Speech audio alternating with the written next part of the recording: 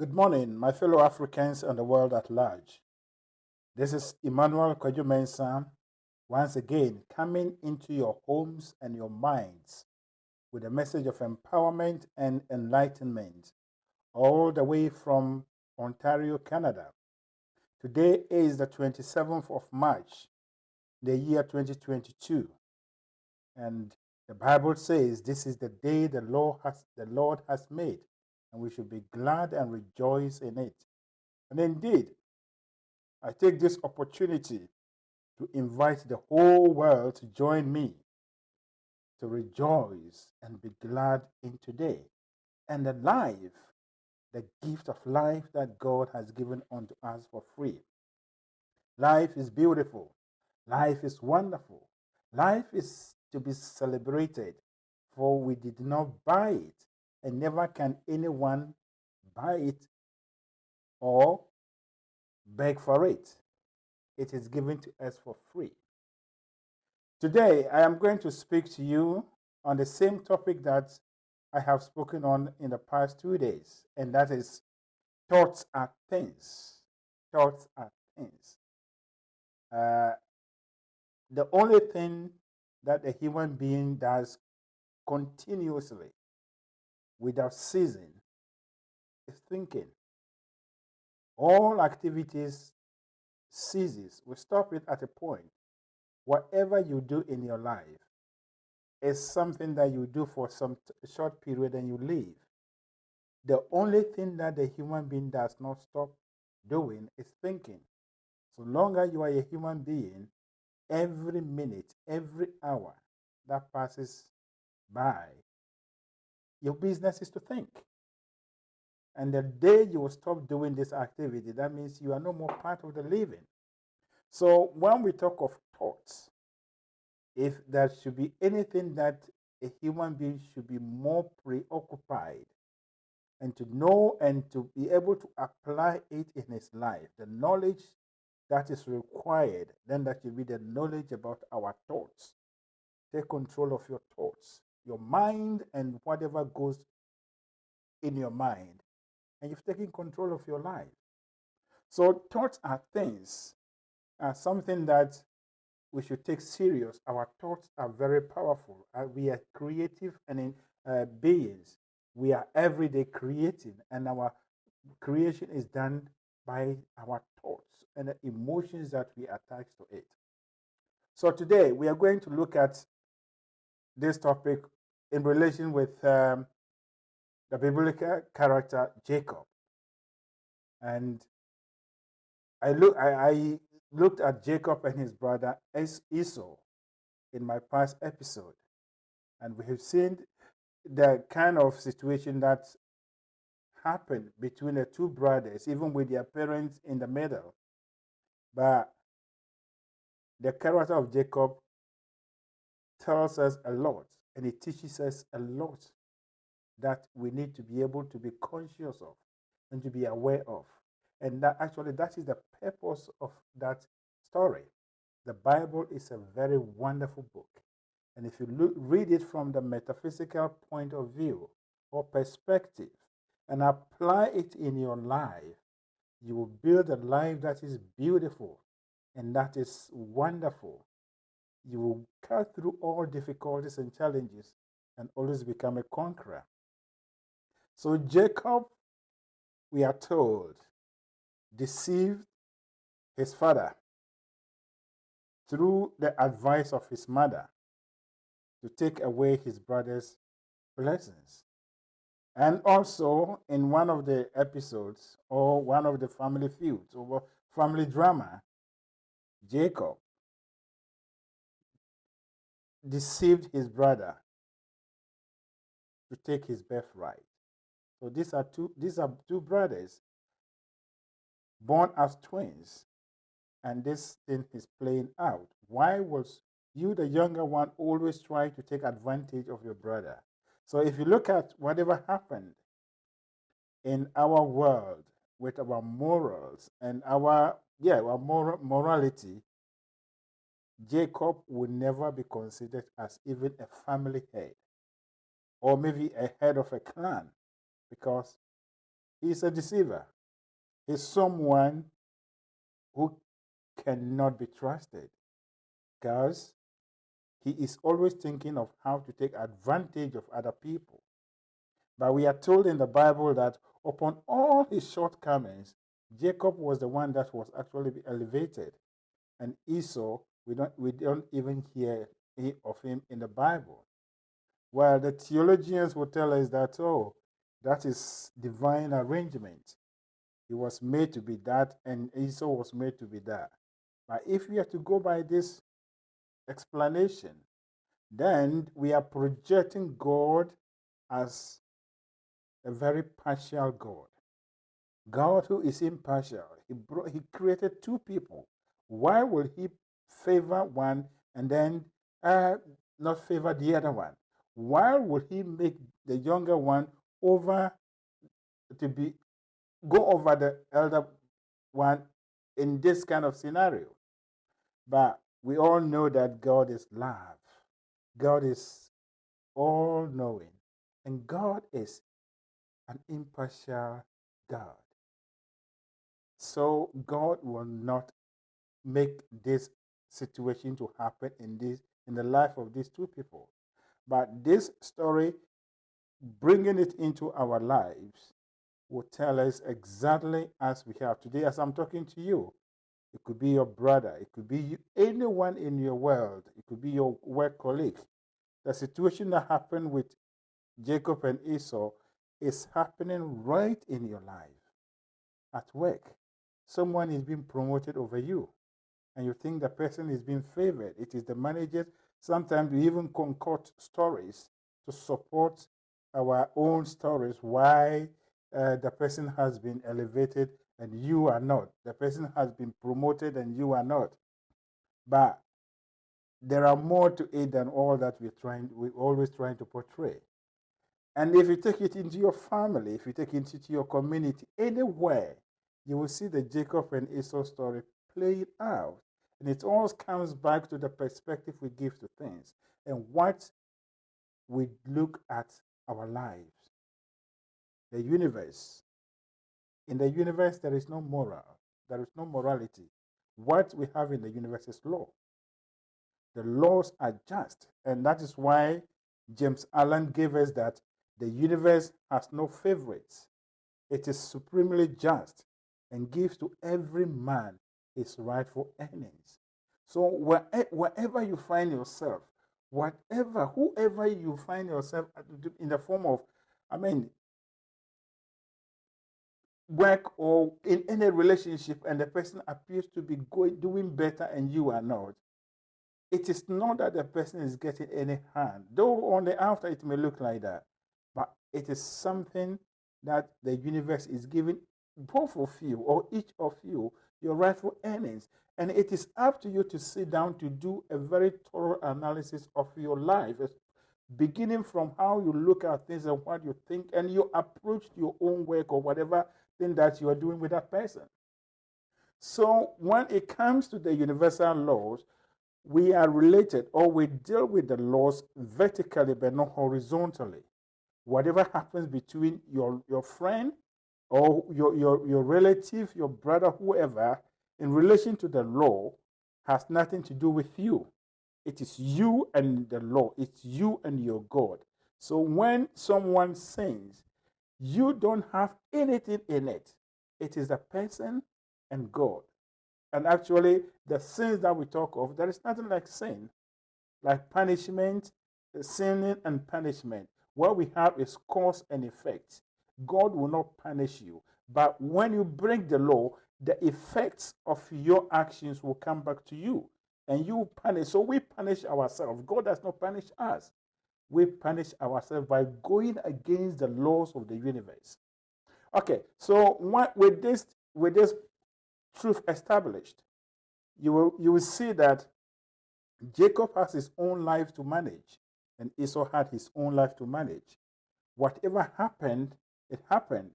But Jacob, with the knowledge and understanding of universal law, was able to align himself, and he was blessed. And Esau concentrated on what Jacob did to him, and so he confined himself, or he condemned himself to a level that he couldn't actually move on. He went on breaking the laws. And as it is, the one that breaks the law is the one that will be punished, and the one that obeys is the one that will be blessed. So Jacob went building his life based on truth and principles. And then Esau went to build his life based on morality. Esau thought he owed an apology, a certain punishment that Jacob had to receive, to show that he was right.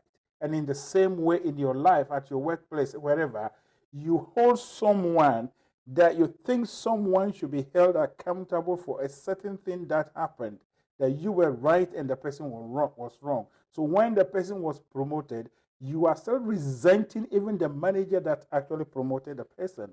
It happened anywhere, everywhere. We think we are right, and therefore some people should be punished. But the fact is, the universe will arrange us and other people based on how we obey the laws. So Jacob is someone that has been able to organize himself based on the universal laws. He obeyed the laws. Yes, he did this and that with a brother, but he was able to align himself with the law. And we have different laws. So as soon as it is, even if you go against law A and you actually obey law B, which has to do maybe prosperity, you prosper, you have your prosperity, but the effects of the other law that you've broken into will come to you. So you will see that some people, they will do well in finances, but they are not doing well in health because they are going against their own laws. But if you are intelligent and wise and you obey all the laws, you have a life which is beautiful and wonderful. And that is when you say you are wealthy. To be wealthy is not about money. Wealthy is to be prosperous in all areas of life. So we see the Jacob and Esau story playing in our lives. Every day we go about blaming people, thinking that those people were responsible for our woes, and for that reason they should be punished. And that is morality. And so long as we sit down to think of that, we are recreating all the situations in our lives. And maybe the people might have even moved on. So you see them going up and you are going down. And you think that you are the most pious one. You go to church, you do this, you do that, you do that. But you are going down.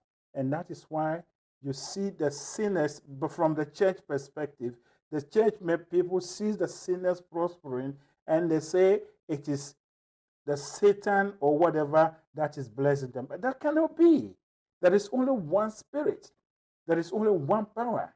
There is only one source of everything that we are looking for, we have. And it is God. And so long as you are in alignment with the laws of the universe, God will bless you, regardless of what you call yourself. And so long as you are not in alignment with the laws of the universe, you receive the discord regardless of who you call yourself. And so this kind of devil or whatever, the blessing other people and the children of God have to suffer to go to heaven, and it's kind of baseless analysis. God is the only source of everything.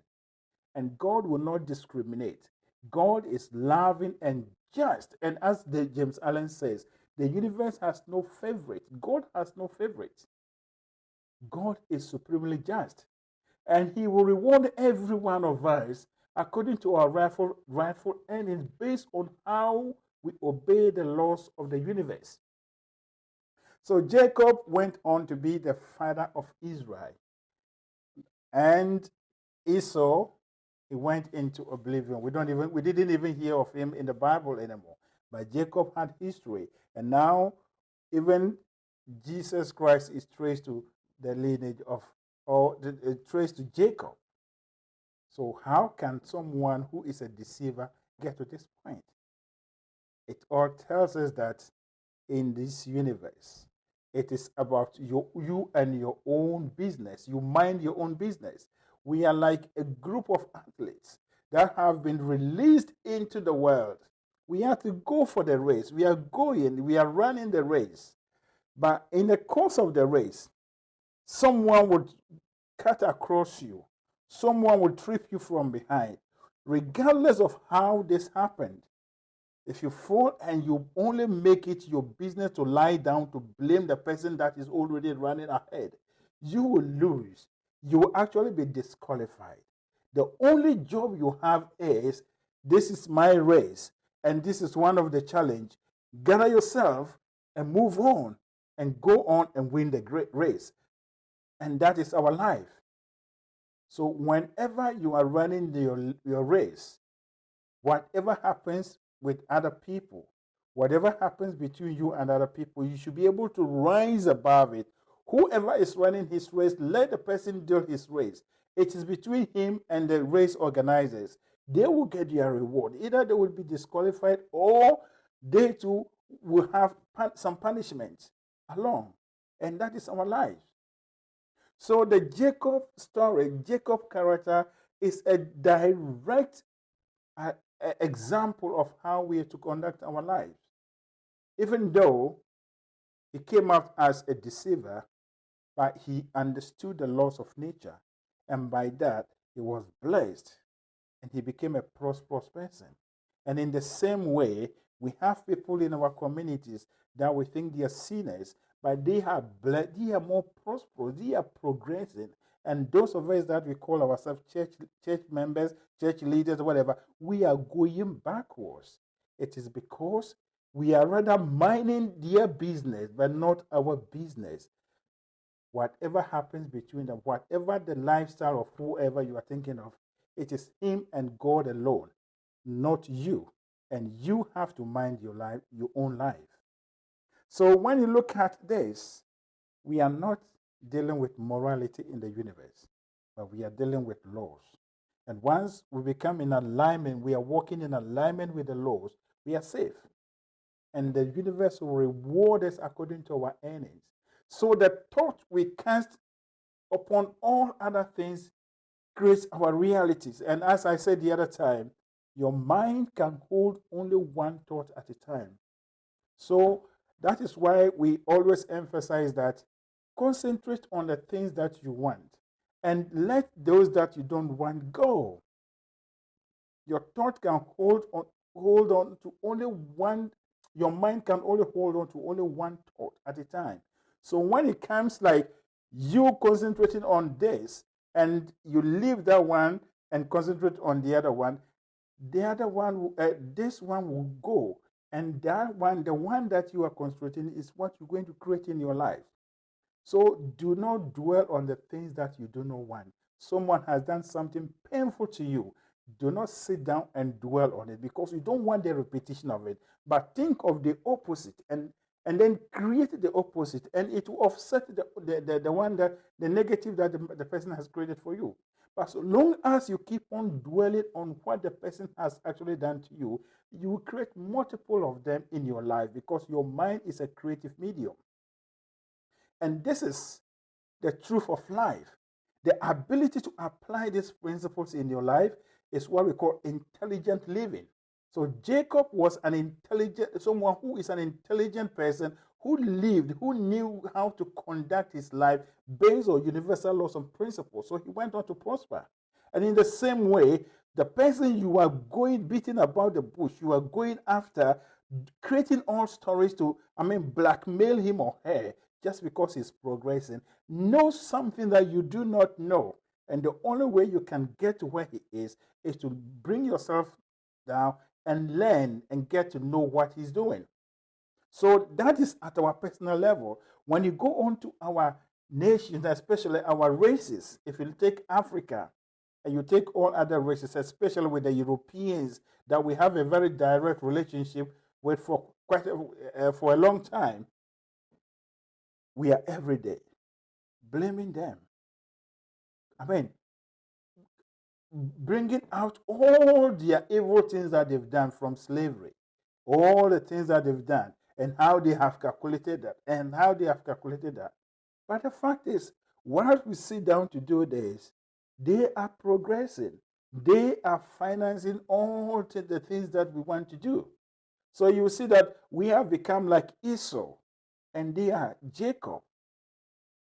They know the laws, they know the principles. They conduct their life in accordance with the principles. And we have created some morality, some religious beliefs and other things, and we think it is God who is going to punish them so that we will get our reward. It will never happen. They have their own path, and we have our own path. Wherever we have crossed, whatever happened is part of the game of life. It's part of the drama in our lives.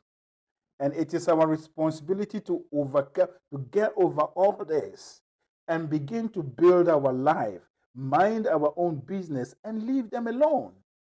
So long as we concentrate our time to talk about them and to, emotionalize and, sell all that they've done to us, to our children and our children's children, the more we are creating all these things. So you will see that we organize lectures. If you go to Africa, we have this lecture, and then we sit down and we talk about how the Europeans and this are that and that and that. Whilst this lecture with the young men and women gathered could have been used to discuss how to build our own nations, how to create ideas. We are using valuable time to talk about history. We are using valuable time to talk about Europeans' history, things that happened years ago. And we leave the actual battle. We leave the actual thing that needs to be done. And you see that we are every day creating this situation. That is not intelligent living. This is the time for us to become awakened to the truth that the universe is a place of law.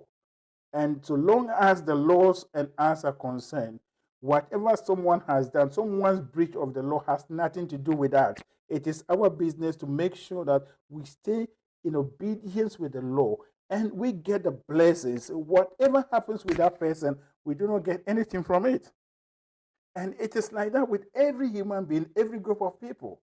So it is about time we move away. I have been emphasizing that, and this is a new way of life. This is a new perspective. We have to move away from the culture of blaming, the culture of selling past events to our children as if they are occurring right now. And then we concentrate, bring our minds and concentrate on what we want to achieve right now. Africa as it is now, we have a lot of raw materials underground. How can the only thing we need to discuss whenever we have our lectures, we have our seminars, is how can we develop our lands? Let us think of ideas. Let us think of revolutionary ideas about how to move our nations forward. And you see that as we do that, we create a very prosperous and a wonderful situations in our lives. Slavery, colonialism, apartheid, all these things are gone. And we will live with it as if they happened yesterday, so long as we continue to emotionalize them. But we will be able to create a life and draw a line between the past and the new and the present. And then we will show the past to our children that we used to be like this, but by the power of God and with our knowledge and understanding of universal truth, universal principles, we have risen from this to this, and we thank God. And this is what we are handing over to you. The past is gone. Let it be, and let us move on. This is how we're supposed to conduct our lives, and this is how we're supposed to be. Any group of people that live in the past do not go forward. And that is Esau. Esau lived in the past. Whatever happened between him and his brother. So he never thought of running his race. But Jacob went on to be blessed. So the people that we are beating about the bush, in your home, at your workplace, and at the national level, our neighboring countries or whatever, our partners, wherever they are, that we are thinking that they are exploiting us. They are not. It is because we are leaving what to be done And they have to fill in the gap. And since they are doing that, yes, it will look that we are exploiting us. But if we busy our mind thinking of how to build our own lives and also sell it to other people, they will buy it. The world, the universe that we live in, is for people who have ability to think, the ability to think and create and bring out ideas, revolutionary ideas. And that is the meaning of James Allen's statement that the universe has no favorites. It is supremely just and gives to every man his rightful earnings. If we do the right thing in the universe, under this sun, if we do the right thing, we will get the right results. For the fact that we are getting the wrong results, it tells us that we are doing the wrong thing. And this is the time for us to repent. We have to move from the Esau mentality and go into the Jacob mentality. That even though, yes, people have done things unto us, this does not define us. We are created in the images and the likenesses of God. And by the power of God in us, our past will not define us. Our past will not keep us crippled.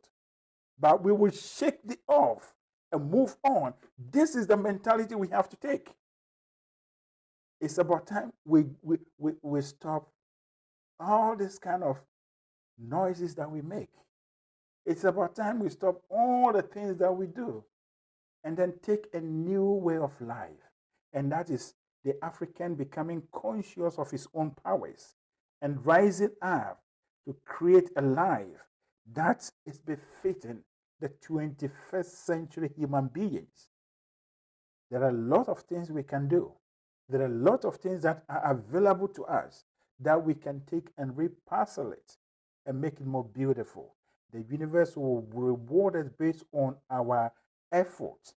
And the universe that we live in is about the law, but it's not about morality. So that is why people who play morals are poor and impoverished because they are going against the law. They are thinking that they pray to God for God to punish other people for them. It doesn't happen. God will not punish anyone. God doesn't punish anyone. It is about we breaking the law. So if someone has done something painful to you, release the person. And that is why forgiveness is very important. Release the person and know that you came alone. Your life is your business alone. And go about minding your business. And then the laws of the universe, God himself will find a way to handle the other people. Whatever happens to them doesn't come to you. Detach yourself from it. And that is what is supposed to be done. Africans, let us detach ourselves from all the past things. And then let us come together. Nothing is lost. Nothing is too late. So long as we are alive and we are conscious of the fact that we have the power in us to do whatever we want to do, whatever thing that has been taken, whatever thing that has been broken down could be rebuilt. And that is when we can rise and say, we were this, but this is where we have come from. Actually, that is the beauty of the human nature. That is the beauty and the glory of God, that the human being will begin from the bottom and rise to the top. And that has been how the world has run. And so long as you continue to lie down at the bottom without making effort to rise, you'll be there forever. So as I bring my message to an end, I am passionately appealing to all my brothers and sisters, Africans, particularly the young ones. Let us detach ourselves from all that is happening and let us bring our minds home. Let us come together and think about how to move our countries and our continent forward. And let us forgive whoever that has done anything that we call painful to us. Colonialism, apartheid, and all these things. Let us have a heart to forgive and let us detach ourselves from it. But we will rise up and say, we were down, but here we are. And we have done it by the power of God in us. And that is when the African has arrived. That is when the African has taken his rightful place in the universe. So once again, I remind you, I take this opportunity to remind you that in your personal life, thoughts are things. At your work site, anywhere, any level of the human organization, thoughts are things. And the thoughts we generate, the thoughts we emotionalize, whatever we are brooding and dwelling on all the time will become our reality. So all the things that we do not want, let us be intelligent enough and detach ourselves from it. Let us now move from the Esau mentality of blaming and praying for God to punish people, asking for reparation, and go on to the Jacob mentality, where we know that, yes, we are not perfect, but we have the power and the ability to align ourselves with the laws of the universe to bring everything that we want in our life to perfection. Now I bring my message to an end, and I say, may the overshadowing presence of God that keep the stars from falling on us and the planets from clashing with each other in their orbits keep you and lead you and direct you. And may you be awakened to your own personal powers, the indwelling presence of God in you. And we will all team up, work together towards the creation and the realization of the new Africa, where we think of the future, but not only dwelling in the past, but using the past as a motivation to build a prosperous and a wonderful future for ourselves and our children's children, our children and our children's children. Once again, my name is Emmanuel Mensah. I am a co-founder of the Eagle Mentality Group. And at Eagle Mentality Group, our dedication and our drive is to raise new Africans with a new perspective and a new mindset, that such that we will rise up to create a new Africa and a new black race, an Africa that all other people come to dwell amongst us, and we live side by side as brothers and sisters. An African that has become a citadel of ideas and knowledge. An Africa that the world rejoices and the world celebrates. And we know it is already done. And as I've always been saying, when the carnal man says it cannot be done, the man with vivid imagination declares it is already done. So I say, with the power of God in me and all of us, it is already done. And so it is. And so it is. Thank you, and God bless you.